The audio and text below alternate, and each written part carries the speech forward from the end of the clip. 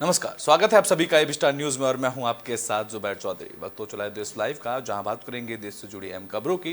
Bulletin की शुरुआत करेंगे बड़ी खबर से, जहां राष्ट्रपति भवन में स्थित मुगल गार्डन का नाम बदल दिया गया है। राष्ट्रीय भवन में स्थित मुगल गार्डन का नाम अब अमृत उद्यान के नाम से जाना जाएगा। बता दें कि हर साल आम लोगों के लिए ये गार्डन खुलता था, लेकिन अब इसका नाम बदल दिया गया है। इस मुगल गार्डन का नाम अब अमृत उद्यान रखा गया है। बता दें कि राष्ट्रीय भवन में मौजूद मुगल गार्डन का नाम केंद्र सरकार ने बदल दिया है। अब अमृत उद्यान के नाम से मुगल गार्डन जाना जाएगा, जहां हर साल आम लोगों के लिए ये अमृत उद्यान खोला जाएगा। बता दें कि केंद्र सरकार ने राष्ट्रपति भवन में स्थित मुगल गार्डन का नाम बदल दिया है। आजादी के अमृत महोत्सव के मद्देनजर सरकार ने मुगल गार्डन का नाम बदलकर अमृत उद्यान किया है। गौरतलब है कि इससे पहले दिल्ली में स्थित कई मुगल शासकों के नाम पर बनी सड़कों का भी नाम बदला गया है। इसी कड़ी में औरंगजेब रोड का नाम बदलकर एपीजे अब्दुल कलाम रोड किया गया था। और अब राष्ट्रपति भवन की ओर से जारी किए एक बयान में बताया गया है कि इस साल 31 जनवरी से 26 मार्च तक जनता के लिए अमृत उद्यान खुला रहेगा। इसके बाद 28 मार्च को सिर्फ किसानों के लिए और 29 मार्च को दिव्यांगजनों के लिए यह गार्डन खोला जाएगा। इसके बाद 30 मार्च को पुलिस, सुरक्षा बल और सेना के परिवारों को गार्डन में एंट्री मिलेगी। इस दौरान विजिटर्स यहां पर मौजूद खूबसूरत फूलों का आनंद ले सकेंगे। गौरतलब है कि अमृत उद्यान में 12 तरह के खूबसूरत ट्यूलिप के फूल हैं। गार्डन जल्द ही आम लोगों के लिए खुलने वाला है। इस गार्डन में कई तरह के खूबसूरत फूल और पौधे लगाए गए हैं। इनमें से ट्यूलिप और गुलाब के फूल लोगों के आकर्षण का बड़ा केंद्र हैं। बता दें कि राष्ट्रपति भवन की ओर से जारी एक बयान में कहा गया है कि अमृत उद्यान में उन्हीं लोगों को जाने की इजाजत होगी जो लोग ऑनलाइन अग्रिम बुकिंग के जरिए पास लेकर आएंगे।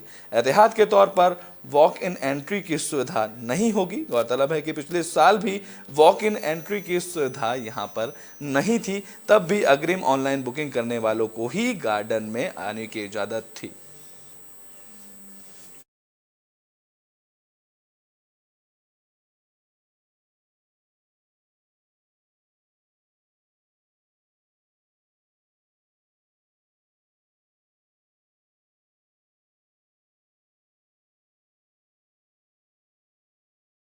दिन में बात कर लेते हैं राजस्थान की, जहां पीएम मोदी ने विपक्ष पर जमकर हमला बोला।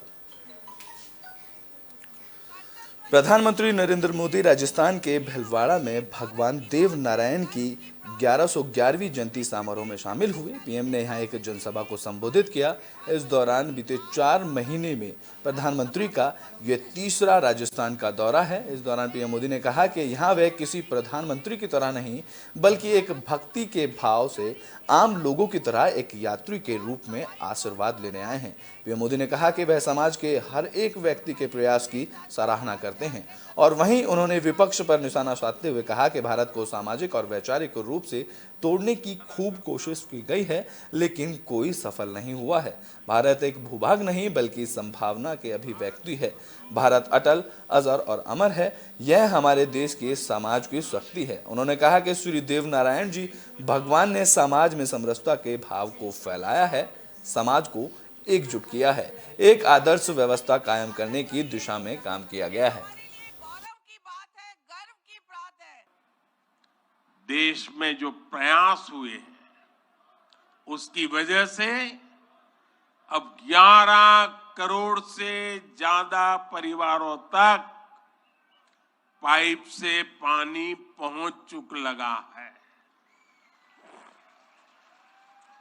देश में किसानों के खेत तक पानी पहुंचाने के लिए भी बहुत व्यापक काम देश में हो रहा है। सिंचाई की पारंपरिक योजनाओं का विस्तार हो या फिर नई तकनीक की सिंचाई, किसान को आज हर संभव मदद दी जा रही है।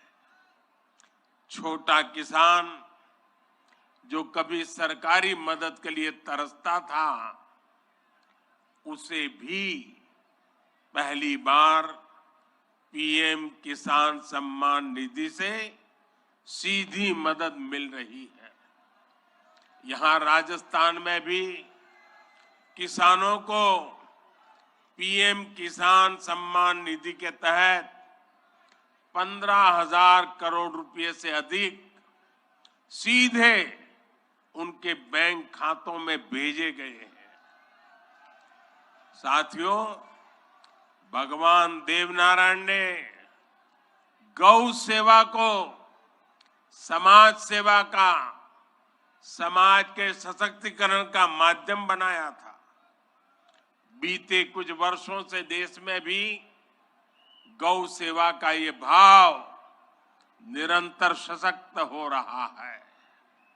हमारे यहाँ पशुओं में खुर और मुंह की बीमारियां, खुरपका और मुंहपका कितनी बड़ी समस्या थी, ये आप अच्छी तरह जानते हैं।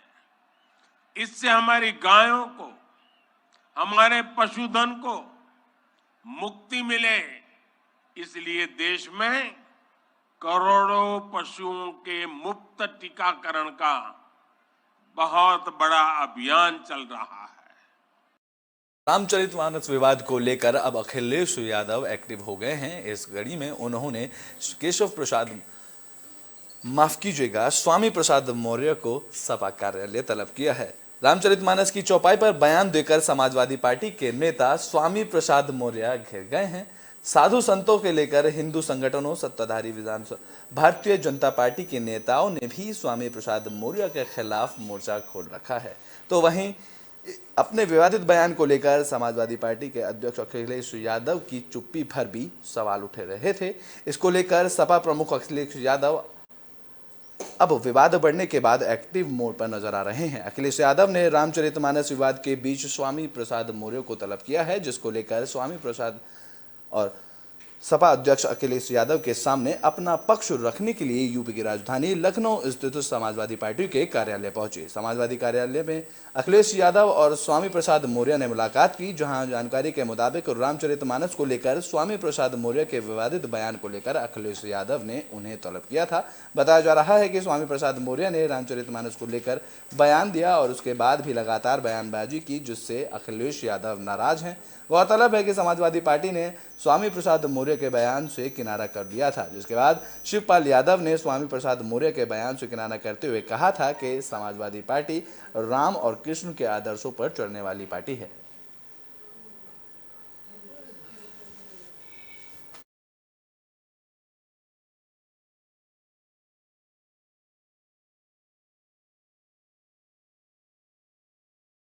तो त्रिपुरा विधानसभा चुनाव को लेकर बीजेपी के बाद कांग्रेस ने उम्मीदवारों की लिस्ट जारी की है। त्रिपुरा विधानसभा चुनाव के लिए बीजेपी के बाद कांग्रेस ने भी प्रत्याशियों की लिस्ट जारी कर दी है। कांग्रेस ने पहले चरण में 17 उम्मीदवारों के नाम की घोषणा की है, जहां सुदीप रॉय ब्रह्मण को कांग्रेस ने फिर अगरतला से उतारा है। वहीं टाउन बद्रोबाली सीट से सीएम माणिक साह को टक्कर देने के लिए आशीष कुमार साह को टिकट दिया गया है। बता दें कि कांग्रेस ने पहले बीजेपी ने त्रिपुरा चुनाव के लिए 48 उम्मीदवारों की लिस्ट जारी की थी, जिसमें मुख्यमंत्री माणिक साह के टाउन बद्रोबाली सीट से चुनाव लड़ने का ऐलान किया गया था।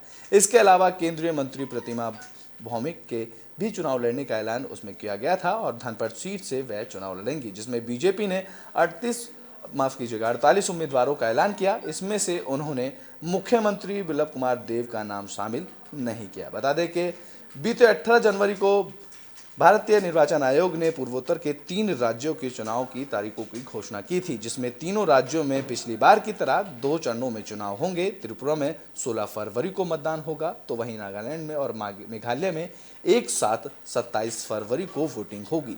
तीनों राज्यों में 2 मार्च को सभी नतीजे सामने आएंगे।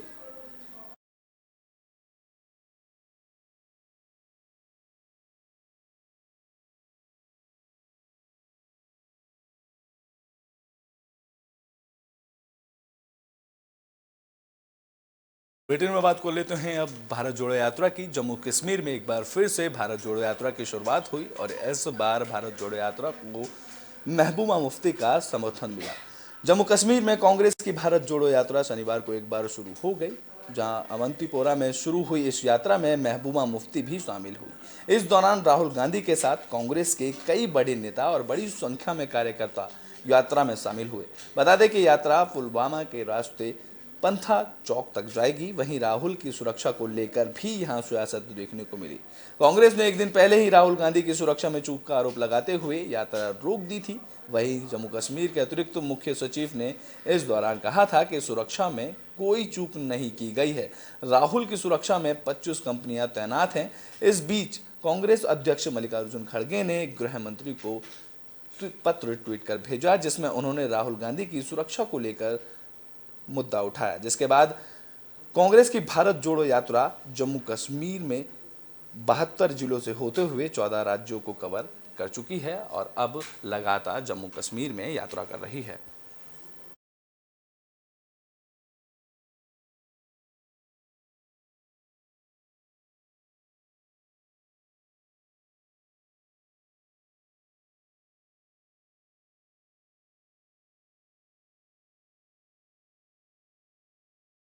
बिहार के औरंगाबाद में बिहार पुलिस और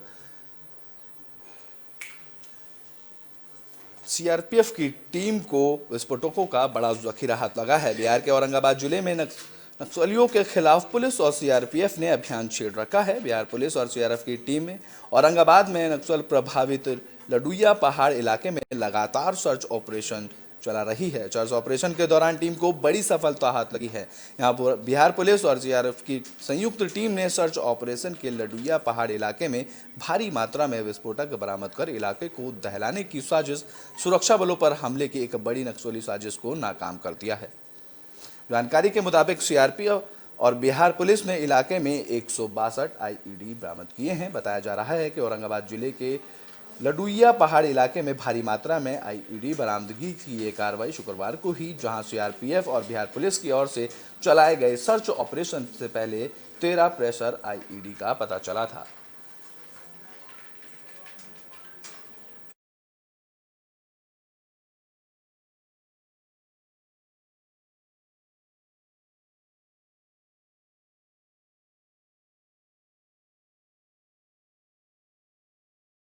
ब्रिटेन में बात कर लेते हैं पाकिस्तान की, जहां पाकिस्तान के पूर्व प्रधानमंत्री इमरान खान ने पाकिस्तान के पूर्व राष्ट्रपति पर कई गंभीर आरोप लगाए हैं।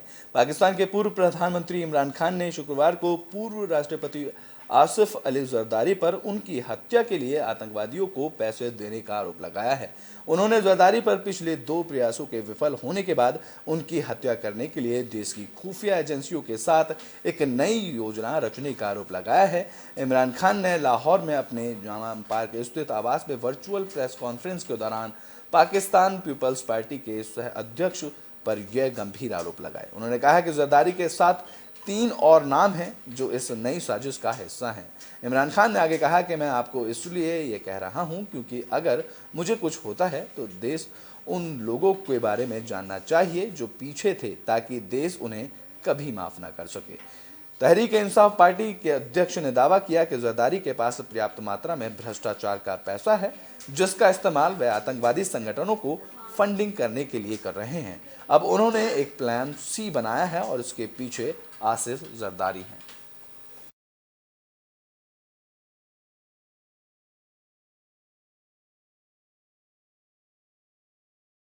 देश लाइव में अभी के लिए बस इतना ही। देश और दुनिया की तमाम खबरों के लिए देखते रहें एबी स्टार न्यूज़।